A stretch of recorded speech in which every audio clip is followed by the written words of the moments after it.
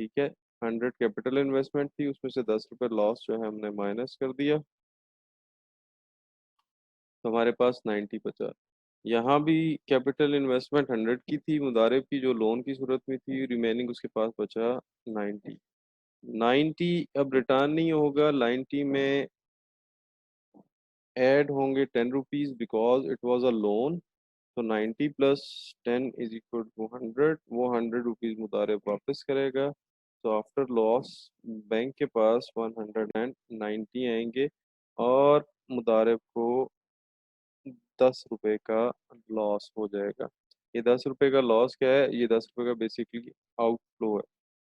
Outflow क्यों है? क्योंकि हमने जब लोन लिया तो loan must be repaid either profit and loss, ये कंडीशन उसने वहाँ लिख दी है। ठीक है, अच्छा, इसको हम अभी रेज अप कर लेते हैं ताकि हमें मसला ना हो।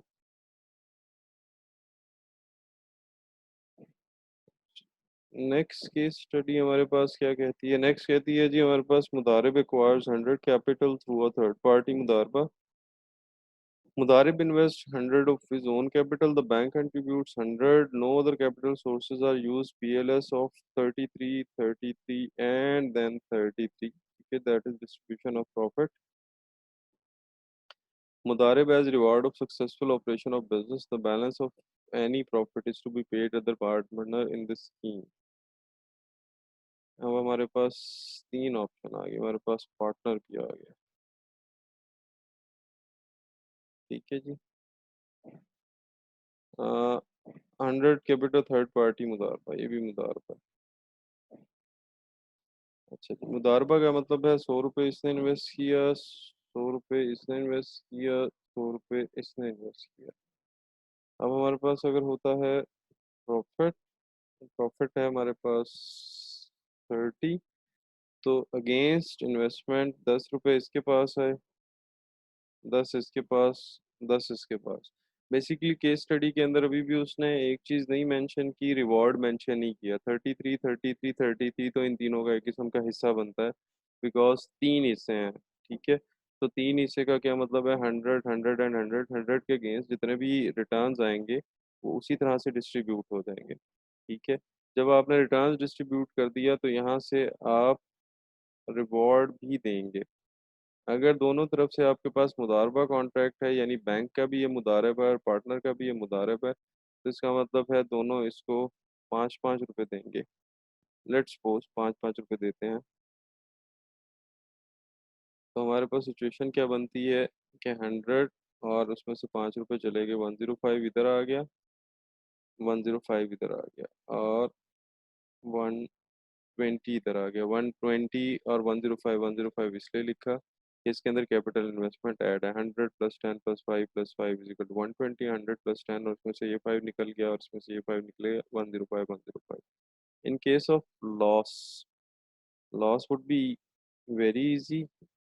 अगेंस्ट इन्वेस्टमेंट जो भी आपका लॉस बनता है वो लॉस डिस्ट्रीब्यूट हो जाएगा, और आपके पास आपका capital return after adjustment of loss आ जाएगा, यानी 90, 90 एंड देन 90। ठीक है, ये मुदारबा कॉन्ट्रैक्ट था तो इस सूरत हाल में हुआ। अच्छा, इस केस के बाद हमारे पास एक और केस है, ये डिफरेंट है थोड़ा सा। द मुदारबा, मुदारिब acquires 100 capital from a business partner. अब मैं थोड़ा सा यहाँ रिपीट कर दूँ, यहाँ देखे लिखा है मुदारबा, मुदारिब acquires 100 capital through a third party मुदारबा, और यहाँ क्या लिखा हुआ है? Business partner. सो दोनों में फ़र्क है। बिजनेस पार्टनर का मतलब है इक्वल प्रॉफिट इक्वल लॉस, यानी कि as per proportion of investment profit as per proportion of loss. So therefore जब बिजनेस पार्टनर की बात है, इट्स नॉट अ मुदारबा कॉन्ट्रैक्ट। ठीक है, ये हम पहले क्लियर कर लें।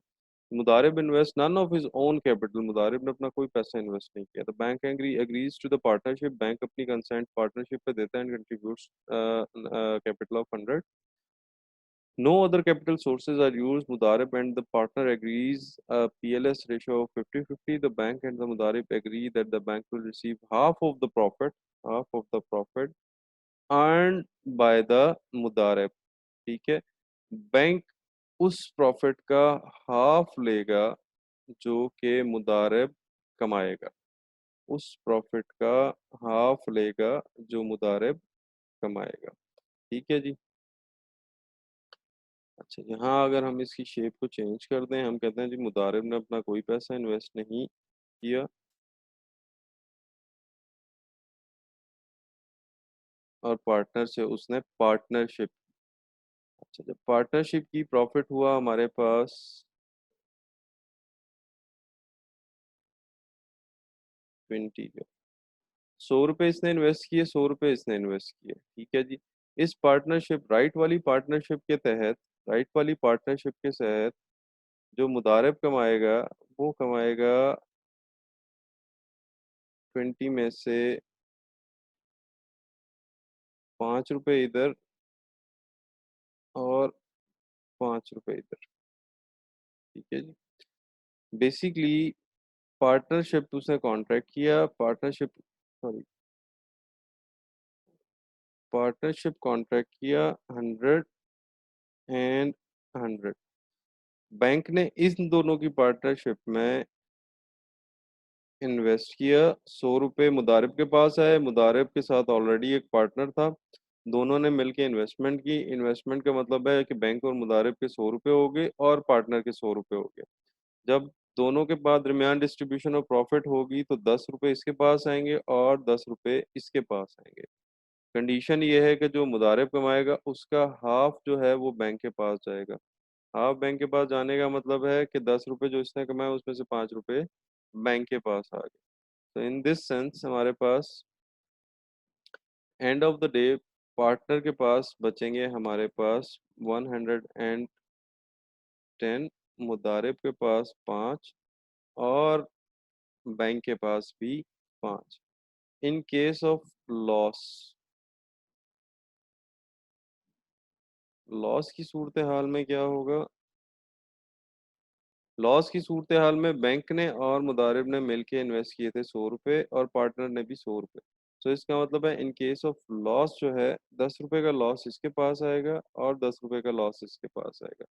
10 रुपये का लॉस जो मुदारिब के पास आएगा, क्योंकि ये मुदारिब है रब्बुल माल का। रब्बुल माल कौन है? बैंक। तो ये 10 रुपये प्रॉफिट यहाँ से ट्रांसफर हो जाएगा बैंक के पास। तो यहाँ इसके पास पार्टनर के पास 90 बचेंगे, मुदारिब कोई लॉस नहीं लेगा और बैंक के पास 10 रुपये का लॉस आएगा। देखिए, मुदारिब ने किसी किस्म की इन्वेस्टमेंट यहाँ नहीं की इस पोर्शन के अंदर, यानी इस क्वेश्चन के अंदर। जब अगर वो इन्वेस्टमेंट करता तो उसके पास लॉस आना था। जब हम मुदारबा कॉन्ट्रैक्ट को पढ़ते हैं तो हम उसको शुरू में ही कह देते हैं it's a profit sharing contract. ठीक है, जब लॉस होगा तो मुदारिब लॉस ट्रांसफर कर देगा रब्बुल माल को। तो यहाँ देखें कि मुदारिब ने इधर इस पोर्शन के अंदर इन्वेस्टमेंट या इसके स्टडी में इन्वेस्टमेंट नहीं की, तो लिहाजा इसने ये जितना भी लॉस था वो अपने रब्बुल माल को ट्रांसफर कर दिया। अच्छा, ये केस स्टडीज थी आपकी जो हम लोगों ने